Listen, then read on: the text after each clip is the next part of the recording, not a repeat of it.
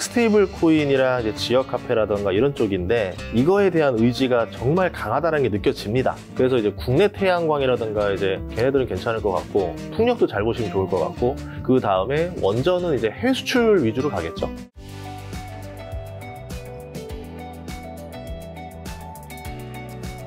자, 이번에 이제 추가 경정 예산도 32조 원 집행되고 있는데 저도 그 한번 조금씩 쓰고 있는데 수혜 받을 수 있는 섹터는 어디고 그리고 그거 포함해서 이재명 정부 시대 그러면 정책 수혜주 관련주는 뭐가 될까요? 이제 시작한 지 뭐 사실 이제 한 달 딱 돼서 한 달 됐죠. 예. 이거 뭐 얘기하면은 논란 일으키는 거 아니에요? 저희 이재명 대통령이 후보 시절에 인터뷰도 하셨잖아요. 같이 촬영하셨잖아요. 했죠. 두 가지를 보는데 두 가지 뭐냐면 네. 정책 수혜 관련주는 첫 번째는 스테이블 코인 쪽인 것 같아요. 스테이블 코인. 스테이블 코인이랑 이제 지역 카페라던가 이런 쪽인데 이거에 대한 의지가 정말 강하다는 게 느껴집니다. 상당히 강하다. 그래서 뭐 한국은행 반대나 이런 것들도 이제 어쨌든 계속 설득해 나가면서 추진을 하려고 노력을 하잖아요. 그러면 스테이블 코인 관련해서 어떤 것들이 수혜를 볼까? 옥석 가리기를 한번 더 해야 되겠죠. 네. 왜냐하면 미국에서도 지금 달러 기반 스테이블 코인도 우리가 들은 건 두 개밖에 없어요. 그러면 국내 원화 스테이블 코인이 해외로 나가서 먹힐 일은 거의 없을 거고 국내에서 생존을 해야 되는데 요새는 지금 결제 가지고 이렇게 이슈를 많이 태우거든요. 근데 테더 같은 경우도 봤더니 그 결제로 활용되는 게 6%밖에 안 됩니다. 실질적으로는 금융이에요. 디파이라든가 거래소 호환인데 결국은 뭐냐면 이제 뭐 스테이블 코인 중에서 하나가 결제 시장, 뭐 이걸 가지고 비트코인을 바꿔야 된다던가 이제 이런 용도로 쓰는 애가 하나 내지 두 개가 딱 선택될 것 같아요. 걔네들이 가장 아마 좀 있지 않겠는가. 그러니까 금융에 활용될 수 있는 스테이블 코인을 만들 수 있는 회사들이 매력적이지 않겠는가인데 이거는 규제랑 정책으로 지금 굉장히 많이 휘두르고 있어서 누가 될지 뭐 감도 못 잡는 상황입니다. 그래서 이제 뭐 그런 것들이 있을 것 같고 또 하나는 제가 그때 토론회 하면서 느꼈던 건 하나 더인데 에너지 믹스에 대해서 굉장히 관심이 많았었어요. 근데 아직 에너지 믹스 쪽은 지금 뭐 화두가 되지는 않았었거든요. 이게 급한 건 아니기 때문에 아마 좀 그 이야기들이 나오지 않겠나. 에너지 믹스라는 게 뭐냐면 이제 무탄소 에너지에 대한 걸로 만들어야 된다. 과거에는 태양광 풍력을 주력으로 했는데 그 두 개만 가지고서는 기저전력이 안 나옵니다. 그래서 뭐 LNG 가지고 커버를 치면 된다고 했지만 LNG도 탄소가 나오는 거거든요. 그래서 이제 원전이라는 게 등장했기 때문에 이 세 가지를 배합을 잘 해서 해야 된다라고 이제 봤는데 이제 에너지 믹스에서도 국내에서 원전을 그럼 과연 더 지을 수 있을까에 대해서는 솔직히 모르겠어요. 왜냐면 아무리 정책적으로 민다 하더라도 우리 동네에 원전 짓는다 그러면은 그거 찬성할 사람 많지 않을 것 같아요. 그래서 이제 국내 태양광이라든가 이제 뭐 그런 회사들이 좀 있을 겁니다. 걔네들은 괜찮을 것 같고 이제 풍력 같은 경우는 원래 국내 풍력이었는데 이제 다 이제 해외 수출이 잘 되면서 풍력도 잘 보시면 좋을 것 같고 그 다음에 원전은 이제 해외 수출 위주로 가겠죠. 원전은 아마 해외 수출은 지금 계속 풀리고 있으니까 마치 방산처럼 그렇게 되지 않겠나라고 해서 세 가지를 좀 보고 있습니다. 스테이블 코인이랑 에너지 믹스랑 스테이블 코인, 에너지 믹스 딱 두 개죠. 두 가지죠. 예, 그렇죠. 자, 그럼 미국이 중국과의 에너지 패권 견제성에서 말씀하신 원전에 다시 꺼내 들었는데 원전 산업 부활에 가장 큰 수혜를 입을 분야와 좀 투자 논리 좀 얘기해 주신다면요. 15년만 바라보신다면은 깔끔하게 떨어지는 게 하나 있어요. 우라늄. 우라늄이 지금 2040년 기준으로요. 계산을 한번 해봤었습니다. 데이터를 뽑아봤는데 우라늄 생산이 더 줄어요. 2030년에가 9만 톤 정도가 나오고요. 2040년에는 생산량이 6만 톤으로 떨어집니다. 근데 수요는 계속 늘어나요. 그래서 2040년에는 생산량이 6만 톤인데 부족량이 10만 톤이 나와요. 그러면은 우라늄 광산을 계속 늘릴 수밖에 없어요.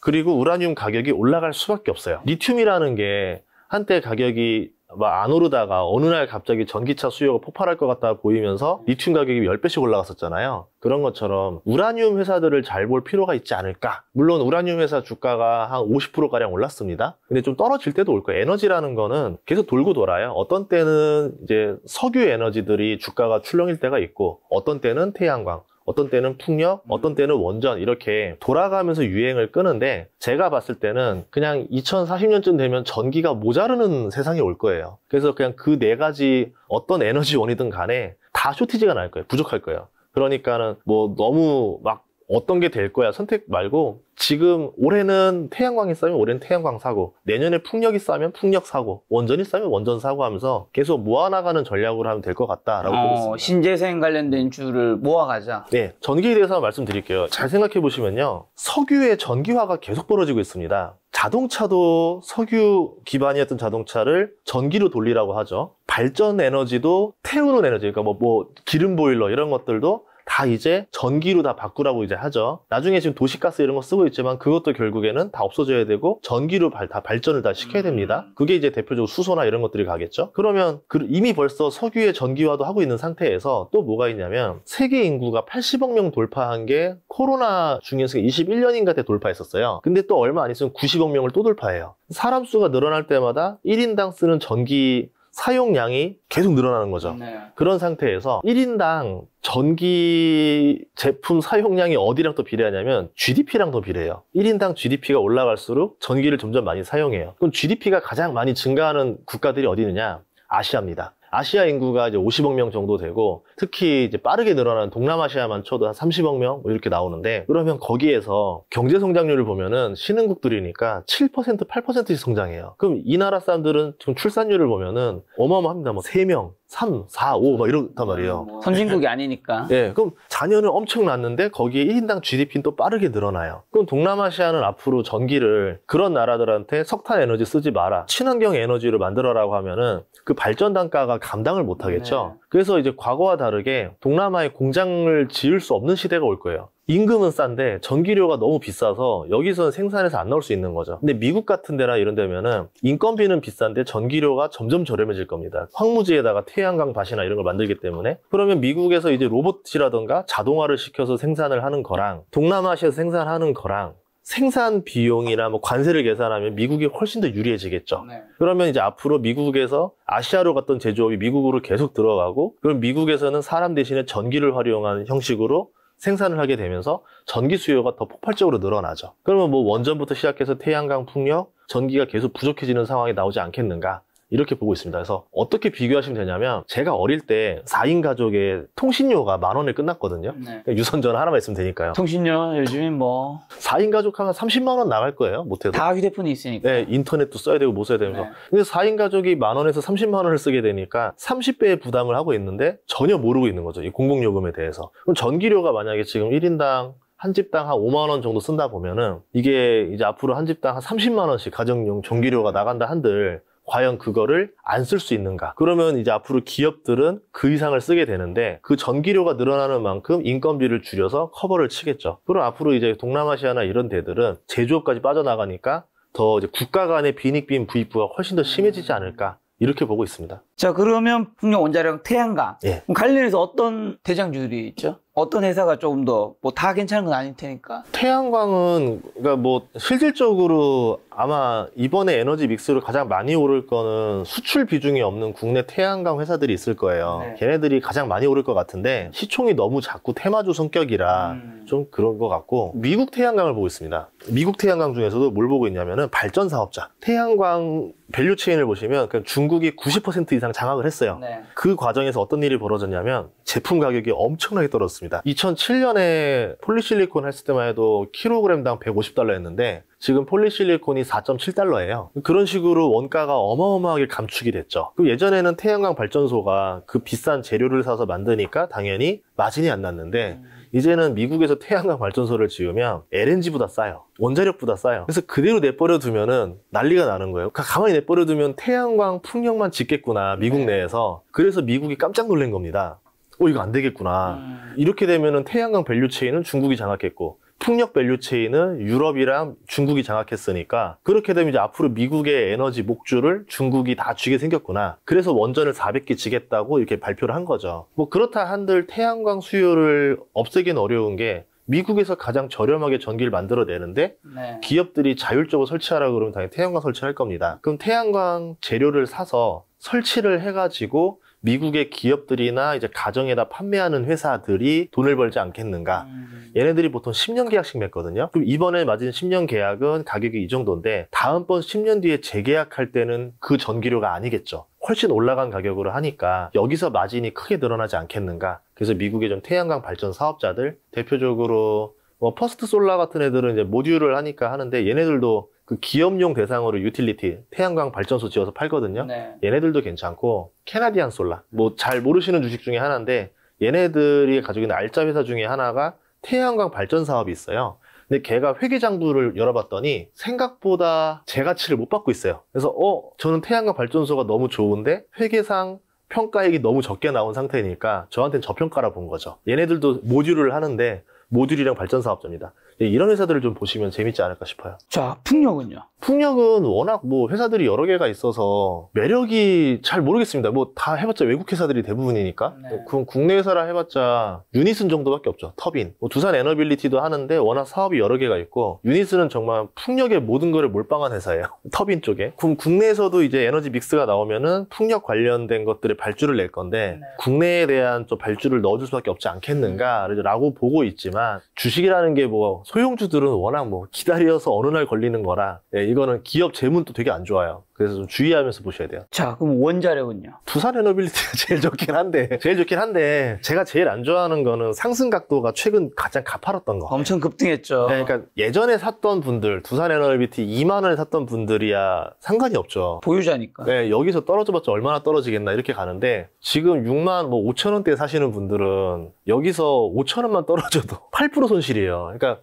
마음이 되게 불안하거든요. 네. 그래서 이럴 때는 못 사는 거고, 떨어질 때 이제 조정 줄 때 그때 사면 되는 거고, 그게 아니라 그러면은 저는 그냥 약간 우라늄 주식들 살 것 같아요. 대표적으로 카메코라는 회사가 미국에서 가장 큰 우라늄 회사입니다. 광산 회사인데, 우리나라가 계속 해외 원전 수주 받고 수출할 때마다 시비를 걸었던 회사가 웨스팅하우스라는 회사예요. 그 지분을 카메코라는 우라늄 회사가 가지고 있어요. 절반 정도 가지고 있습니다. 근데 이제 그거가 캐나다, 둘 다 캐나다, 사모펀드도 캐나다, 카메코도 캐나다라서 그 지분을 미국이 좀 들고 올 것 같아요. 그렇게 한 다음에 본격적으로 원전 사업을 일으킬 것 같은데, 그럼 그걸 누가 가져올 것인가? 웨스팅하우스를 이제 원래 미국 거였는데 일본 갔다가 캐나다 갔다가 다시 미국으로 돌아와야 본격적으로 트럼프가 추진할 텐데, 그거를 미국의 어떤 원전 회사가 가져와야 가장 괜찮을까 봤을 때, 제너럴 일렉트릭이라는 회사가 있는데, 그 회사에서 발전 담당하는 게 이제 GEV라는 게 있습니다.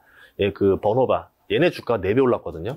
그러니까 얘네가 가져와도 문제라는 거죠. 얘네가 소형 원자로에서 상용화는 제일 빠르다고 평가받고 있어요.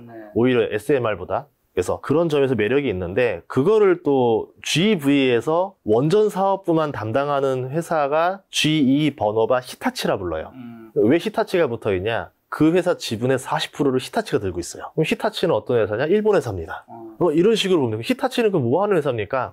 별명이요. 일본의 두산중공업이에요. 사업 체계 다 이제 버릴 거 버리고 완전히 탈바꿈해서 이제 고부가 가치 사업으로 싹 다 갈아엎었어요. 네. 미래 성장 산업으로. 이런 식으로 좀 보시면 기회가 있지 않을까 봅니다.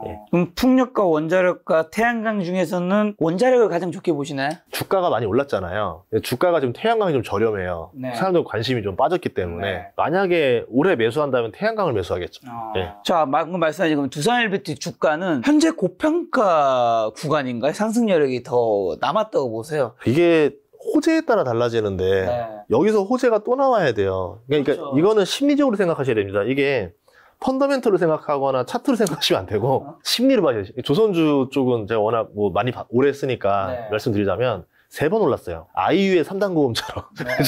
저희가 봤던 거는 회사 규정이 바뀌면서 친환경 선박 교체로 보니까 미국이 LNG 생산이 넘쳐나네, LNG 선박이 늘어나겠구나라 봐서 그 수요만 봤어요. 그런데 갑자기 상황이 바뀌면서 미국 해군 함정 수리를 대한민국에 맡기겠다는 얘기가 나오면서 MRO가 나와요. 그게 트럼프 당선됐을 때니까 뭐 작년 11월부터 1월 사이 그때 엄청 올랐어요. 한국이 조선이 필요하다 이런 코멘트를 트럼프가 했죠. 사실 요 조선주 좋게 보신 분들 이거는 예측할 수 없었던 영역이겠죠. 우리나라에서 크게 올랐던 주식들의 공통점은 국뽕이 있어야 돼요.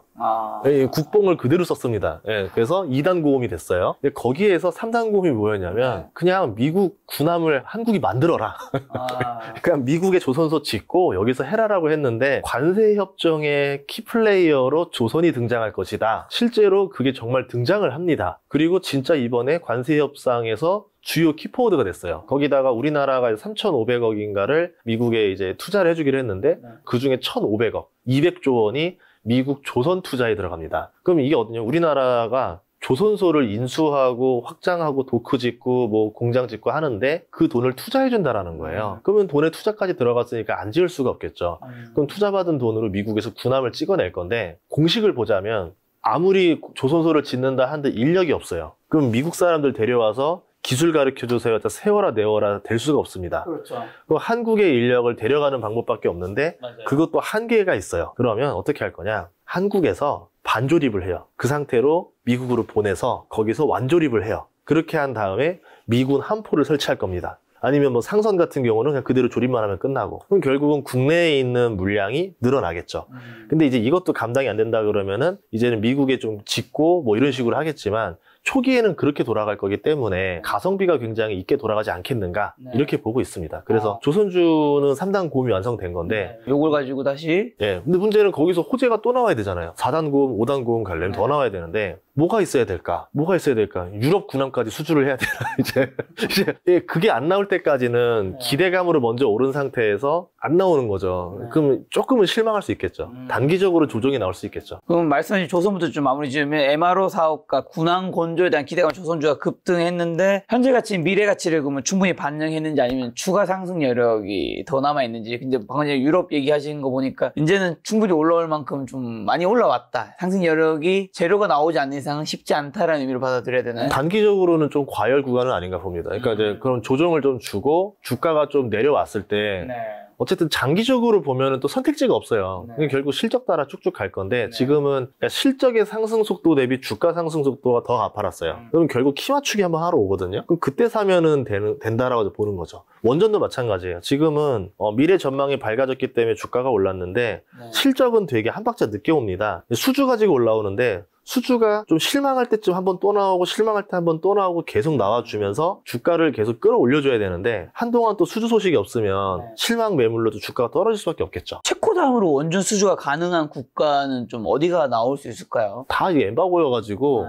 딱히 뭐 터져봐야 알 것 같고 터지더라도 이제 경쟁한다. 프랑스의 EDF인가요? 거기랑 이제 경쟁을 해야 된다. 이런 얘기들 나오고 나서라서. 그리고 또 하나는 뭐냐면 웨스팅하우스가 수주를 되게 많이 하고 있습니다. 그러니까 우리나라는 우리나라 관점에서만 경쟁하는 걸로 보고 있는데 지금 동유럽에서 굉장히 많은 수주들이 터지고 있어요. 거기서 웨스팅하우스나 이런 회사들도 많이 지금 낙찰을 받고 있거든요. 그거를 어떻게 이제 경쟁을 더 뚫어낼 것인가에 대한 고민들도 해봐야 되겠죠. 손을 잡고 들어갈 것이냐, 아니면 단독으로 이제 밀어붙일 거냐.